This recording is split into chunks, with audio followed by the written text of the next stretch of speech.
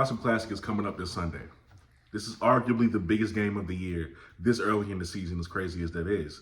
FAMU has not beaten Jackson State since 2003. The last two meetings, Jackson State has been the biggest thorn in FAMU's side for the past 2 years. They have been the only team that has stood in the Rattlers' way of getting to Atlanta for an HBCU national championship. So you can imagine how they feel and how they're taking this game this Sunday.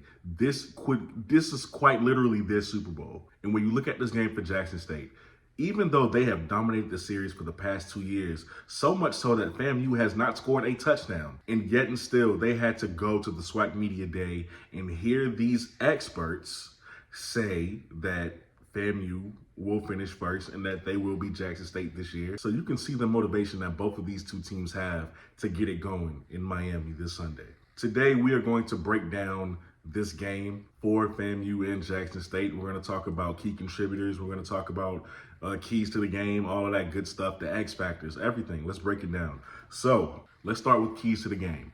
For FAMU, number one, have success running the football. That is part of the reason why you couldn't be successful versus Jackson State. That you definitely weren't successful in the SWAC when it comes to running the ball. You have not had a running game since Bishop Bonnet, and even he couldn't really get going versus Jackson State. Now that you have Kelvin Dean, now that you have Jaquez Yant, they have to get going. You even added Cardell Thomas to the offensive line, and he should definitely help because he's a former 5-star recruit with loads of potential, just always had injury problems. So with that combination, you need to have success running the football. When you look at Jackson State, their only 2 losses to HBCUs in over the past 2 years have come to guys who have had success running the football. In the Celebration Bowl, right?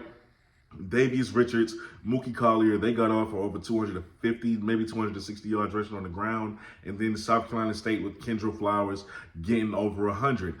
You have to have some success running the football. If you just want to pass against Jackson State, it's going to be a long night for you. Also, neutralize their biggest assets. One of the best things that Jackson State did last week versus South Carolina State was they were able to neutralize at least one half of that duo that is Jablonski Green and Patrick Godbolt. They double teamed him, took him out of the game, and Patrick got off for 2 sacks, but ultimately they won the game and they took care of both of them pretty well. Do the same. Take a page from that book. You need to neutralize Isaac Peppers. You need to neutralize Antonio Doyle or whoever it is that you find to be most important in that front seven. You have to neutralize them. Also, your wide receivers must have a day. They have to have a day. You went out and you revamped that wide receiver room to be deep. You and Jackson State have the 2 deepest wide receiver rooms, 2 most impressive wide receiver rooms. Y'all got to get down tonight. Y'all got to get down Sunday. There is no ifs, ands, or buts about it. There is no excuses. You have to have a good game. You need to live up to that Rack Boy name. We know Jackson State has very talented DBs on the other side, which is what I am looking most forward to in this game, that matchup between FAMU's wide receivers and Jackson State's DBs. Y'all have to get off. Y'all have got receivers who have lightning speed. I mean, as quick as they come. You should be able to get the ball to your playmakers in open space and continue going upfield. Last but not least for FAMU, you have to pick up that front seven, and you have to do it well. Pick up the front seven. Last year, they did an amazing job at making Jeremy Musa hear footsteps. They got to him almost every single play, and that man didn't know what to do. He was rattled. Y'all need to do the same thing. Y'all need to pick up that front seven because they have only gotten scarier. They have only gotten more relentless. They have only gotten more nasty. You need to pick up that front seven. They have weapons. They have depth. And for Jackson State, number one, capitalize on your opportunities. What do I mean by that? Y'all could have very well had like 5 or 6 interceptions last week, but y'all continuously dropped the picks. Great coverage, but you dropped the picks. This is not the same FAMU team from last year. They have weapons galore. Do not give them an opportunity to stay in the game. There were a few instances last week where you gave South Carolina State an opportunity to stay in the game early on. You did. Don't make that mistake versus FAMU.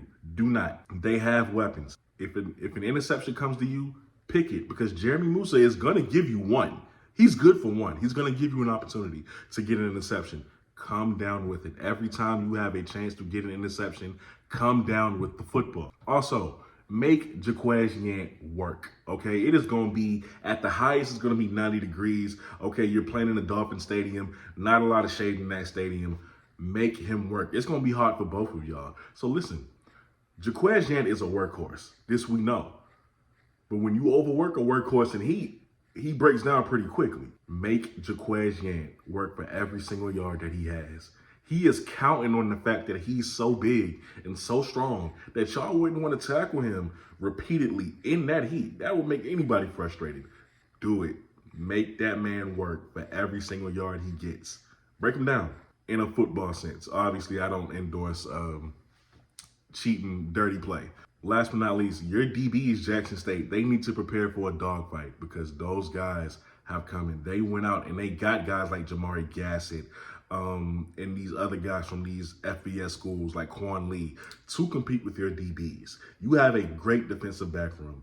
They need to be ready for the battle, for the aerial warfare that will take place through the air this Sunday, because they believe that they have enough to finally overtake you this year. And I bet they're going to take their chances through the air, because they do feel like they have the best quarterback in the SWAC. Now let's look at the X Factors. Let's start with FAMU. X Factors, Kareem Burke, and I only say Kareem Burke because, number one, he's not a starter, but he, of course, is going to suit up for this game. It's gonna be his debut, and let me tell you something. Although he isn't starting, according to that FAMU's depth chart, please believe me when I say I have seen the film. This dude is ready. He is bodying the DBs in FAMU's practice, okay? He is very talented, and he's a rising star in the SWAC. He's just waiting on his opportunity, okay? A former 3-star recruit who could have been at the FBS level. Kareem Burke has it. He's a very special talent at wide receiver, and if he's able to get in when he does and shake things up, it could be a game changer, because he has enough athleticism and enough speed and enough of a route running ability and enough quickness, and I can go on for days. He has enough athleticism to really burn one of your DBs. And of course, Jamari Gassett, the transfer wide receiver that they got from Buffalo. This is a guy who at the FBS level was one of the best receivers statistically on his team, even though he wasn't a number 1 or number 2 receiver. So what do you think he's going to do at FAMU now that he has an opportunity to move up on the depth chart, and he has that blazing speed that he does? He could very well break this game open if y'all don't have somebody ready to match up with. And then the X factors for Jackson State, and this is just my opinion. Of course, everyone's opinion is going to be different. The tight ends. We begged Jackson State to use the tight ends for the past 2 years. They are finally doing it, and look what happened when it did. You got DJ Stevens, who is an absolute baller. But now you add Genty Riley, who is finally on the field. It's something we've been waiting to see, man. We thought he should have been on the field sooner, as a matter of fact. But he's bigger. If you've seen the difference between when he first got to campus and what he is now, it's insane. He's bigger. He's absolutely I didn't know he was that fast until I saw him last week. He is fast as hell. So he's big, he's fast, he's an athletic freak. You're going to have to stop those tight ends, that tight end pair for Jackson State. And we know Maurice Harris is going to get tricky with the way that he uses them. So the tight ends is number 1. And number 2, Asias Guthrie. Asias Guthrie hasn't played football in damn near 2 years. And his first game back last week, he looked very sharp. I mean, very sharp out the gate. He was flying all over the field. He was right there every time someone had the ball. He's only going to get more confident as he gets back into the groove of things. He's only going to get better. You feel me? He is a top 50 draft eligible safety. He is an X factor for Jackson State defensively. And let's not forget, he definitely is a ball hawk. Last thing, right? Impact players. For FAMU, that is Jamari Shareed, that is Gentle Hunt, and that's Kendall Bowler. Let's start with Jamari Shareed. 44 receptions, over 500 yards last year, 533 to be exact, and he averaged 13.3 yards a catch on those 44 receptions. 13 yards per catch. He's going to look to do the same thing this year, especially versus y'all. Jamari Shareed is somebody you have to watch out for. This is his last year. He wants to go out with the bang, okay? It's his time now. He's waited behind Xavier Smith. This is his time. Gentle Hunt. What else needs to be said about Gentle Hunt? He's a massive individual, very athletic, very much a disruptor, and he is a two-time All-SWAC player in the preseason. So Gentle Hunt is definitely somebody you want to have to look out. And then, of course, Kendall Bowler. Love his game. Love the way he plays football. Understand something about Kendall Bowler. He's NFL talent. Kendall Bowler is NFL talent. So, with this being his last year as well, I imagine whoever he's up against, he's going to do his job.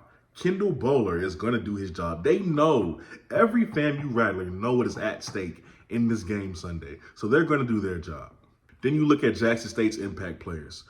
Irv Mulligan, 11 attempts, over 100 yards, and a couple touchdowns to go with it. He was absolutely sensational. Irv Mulligan has been doing this since his time at Wofford. If you give him a little inch of daylight, he's gone. He does not need much to break it off for a big run. He was just fortunate to get a really big hole last week. He doesn't need much. He's been doing this since his time at Wofford. His vision is great. That's why he's always able to find those holes and explode out of them. He has the home run speed. He has the experience. He has the toughness. He's able to pick up blocks as well. So he's an asset in the passing game. Irv Mulligan is definitely an impact player. Rico Powers. We know Rico Powers. After him, we got Rico Powers. We know Rico Powers is the top guy leading that very talented wide receiver room. He's the top guy, no doubt. He's a deep threat. He's quick. He's fast. He's a former 4-star receiver. Everything that you want in a receiver, Rico Powers has. And so whether it's Kendall Bowler or whoever, y'all, somebody's going to have to game plan for Rico because he's going to get his. 4 catches, 95 yards, he's going to get it. Last but not least, Isaac Peppers, an absolute dog. You do not want Isaac Peppers roaming free. I know for a fact that they've game planned for him since they got the film on Jackson State. Take him out the game or it's going to be a long night for you. He's a dog. He's all over the field. He's nasty. He's relentless. He has speed for days. And when he hits you, you won't feel it in the morning. So listen, there goes my breakdown for Jackson State and FAMU on what they need to do this upcoming Sunday. If you differ in opinion, let me know down below in the comment section. This is just my opinion, of course. Overall, this should be a very good game Sunday, and I cannot wait to see it, just like everybody else. Kind of sad it's on a Sunday, but I mean, whatever. But with that being said, let me know what you think down below in the comment section. You are watching the BlitzCity Podcast. I'm your host, Kobe Orr, and I'm out. Peace.